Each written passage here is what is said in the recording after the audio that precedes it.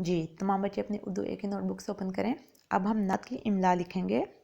सबसे पहले margin line draw करें इस तरीके से, डेट मेंशन करें, जमात काम नंबर 4, सबक नंबर 2, उन्वान लिखें नात, इसके बाद इमला की हेडिंग दें। जी, ये आपकी इमला के 6 अल्फाज हैं, ये आज आपने लिखने हैं। नंबर 1 पे है हक, नंबर 2 रस्ता, नंबर 3 सलाम, नंबर 4 फलक, नंबर 5 तारे, नंबर 6 मुकाम। फिर से देखें, हक, रस्ता, सलाम, फलक, तारे, मुकाम।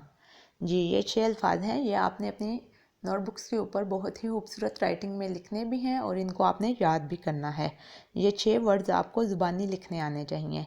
अगर आप इन अल्फाज के जोड़ करके लिखेंगे तो ये आपके लिए ज़्यादा आसानी रहेगी। जोड़ कैसे करना है देखें, हे काफ हक, रे सिन क्या बन गया रस, ते है ता रस्ता, सीन लाम अलिफ ला सला मीम साकिन क्या बन गया सलाम, फेलम फल क्या साकिन फलक, ते अलिफ ता रे बड़ी रे तारे, मीम काफ अलिफ का क्या बन गया मीम काफ अलिफ का क्या बन गया मका, मीम साकिन मुकाम।